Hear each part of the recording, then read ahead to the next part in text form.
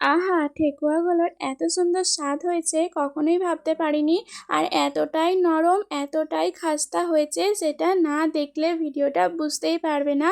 আর তোমরা একবার এই ভিডিওটা দেখে বানিয়ে দেখো। বন্ধুরা, hello friend, welcome back to my new video. তোমাদের ফুড বাঙালিতে ওয়েলকাম। আজকে তোমাদেরকে খুব সহজভাবে ছট পুজো উপলক্ষে ঠেকুয়ার রেসিপি করে দেখাবো। তো চলো ভিডিওটা দেখতে থাকো আর আমার পাশে থেকো। ভালো লাগলে লাইক, কমেন্ট, শেয়ার, সাবস্ক্রাইব করে আমার পাশে থাকবে। দেখো আমি এখানে নিয়েছি 1 বাটি আটা, 1 বাটি নিয়েছি ময়দা, আর নিয়েছি 1 বাটি সুজি। আর আগে থেকে বাদামগুলো হালকা গুঁড়িয়ে নিয়েছি, সেটা দিয়েছি 1 বাটি। এখানে বাদামের বদলে তোমরা কিন্তু নারকেল কোড়াও দিতে পারো। আর দিয়েছি আমি 1 বাটি চিনি। এরপর শুকনো উপকরণগুলো সবকটা কিন্তু হাত দিয়ে ভালোভাবে মেখে নিতে হবে। আর এটা ভালোভাবে মাখতে হবে, বেশি শক্ত করলেও হবে না, বেশি পাতলা করলেও হবে না। এবার দেখো আমি এখানে রিফাইন অয়েল দিয়েছি, অনেকটা পরিমাণে দিয়েছি, কারণ এই ময়ানটা কিন্তু ভালোভাবে করতে হবে, তবেই কিন্তু খাস্তা হবে। সামান্য পরিমাণে একটু লবণও দিয়েছি যাতে স্বাদটা ব্যালেন্স করা যায়। এরপর ভালোভাবে ময়ানটা কিন্তু তৈরি করে নিতে হবে। তোমাদের আমি সবটাই দেখাচ্ছি যে কিভাবে তোমরা ময়ানটা তৈরি করা হয়েছে বুঝবে। দেখো একটা ডাব পাকাতে হবে, ডাব পাকিয়ে ওপর থেকে ফেলবে, এভাবে দেখবে যদি না ভাঙে তাহলে জানবে যে ময়ানটা খুব সুন্দরভাবে রেডি হয়ে গেছে। এখান থেকে অল্প একটু গুড় জলে ভিজিয়ে রেখেছিলাম, সেটাই ছান্তা দিয়ে ছেঁকে দিচ্ছি। এই গুড়টা দেওয়ার জন্য কালারটা কিন্তু ভীষণ সুন্দর হবে ঠেকুয়াগুলোর। এরপর অল্প অল্প রুম টেম্পারেচারে জল দিয়ে এইগুলো ময়দাটা কিন্তু মেখে নিতে হবে। একদমই পাতলা করলে চলবে না। আর ময়দা যেরকম করে আমরা মাখি তার থেকেও শক্ত ডো এটা তৈরি করতে হবে। নরম ডো তৈরি করলে মানে ওঠানো যাবে না, পরে অসুবিধা হবে। দেখো তোমরা বুঝতেই পারছো যে আমার এই ডোটা কতটাই শক্ত হয়েছে। এরপর একটা খানিকক্ষণ রেস্ট দিচ্ছে একটা বাটি চাপা দিয়ে। তারপরে দেখো রেস্টের পর চলে এসেছি, একটু হালকা নরম হয়েছে। এটাই ঠিক আছে আমাদের পক্ষে এই ঠেকুয়াগুলো করার জন্য। আমার এই ময়দাটা অনেকটা পরিমাণেই মাখা হয়ে গেছে, তাই আগে থেকে হাফ একটু সরিয়ে রেখে দিচ্ছি। আর এই হাফ তোমাদেরকে আমি কেটে কেটে দেখাচ্ছি যে কীরকম সাইজ আমি করব আর কীরকমভাবে তৈরি করছি। দেখো ময়দার যেরকম ডো আমরা লেচি থেকে কেটে নিই সেভাবেই কিন্তু ছোটো ছোটো করে লেচি থেকে কেটে নিচ্ছি।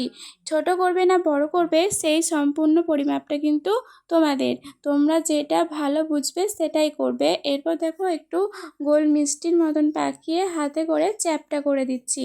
তারপর আমি একটু পাতার শেপ দেবো, তার জন্য মুখটার কাজটা একটু ছুঁচালো করে দেখো আমি ছুরির সাহায্যে একটা শেপ দিচ্ছি। তোমরা অন্য শেপও দিতে পারো বা ছাঁচেও তুলতে পারো, তোমাদের যেটা সুবিধা মনে হবে তোমরা সেটা করতেই পারো।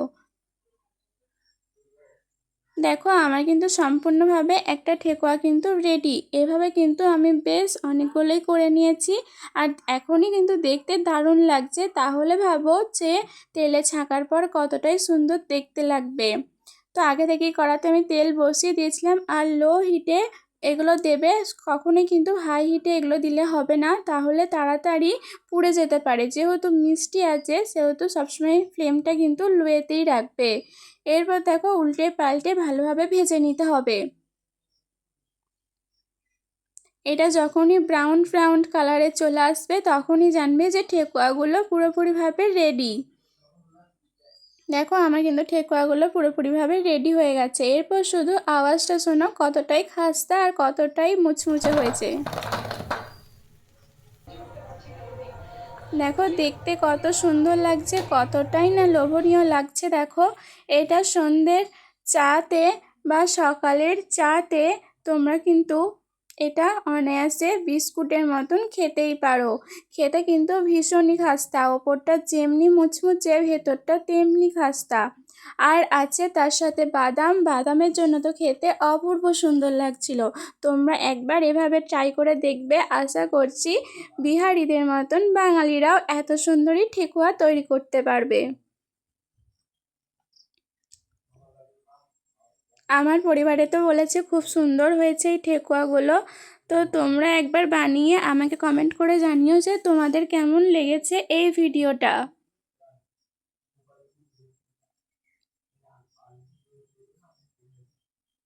এটা আমি অনেক দিন স্টোর করে রাখবো, তার জন্য আমি একটা ক্যান্টিনও নিয়ে নেব, সেখানে অনেক দিন স্টোর করে রাখা যাবে। এটা নর্মাল টেম্পারেচারে রাখলেই হবে, ফ্রিজে রাখার কোনো দরকারই নেই।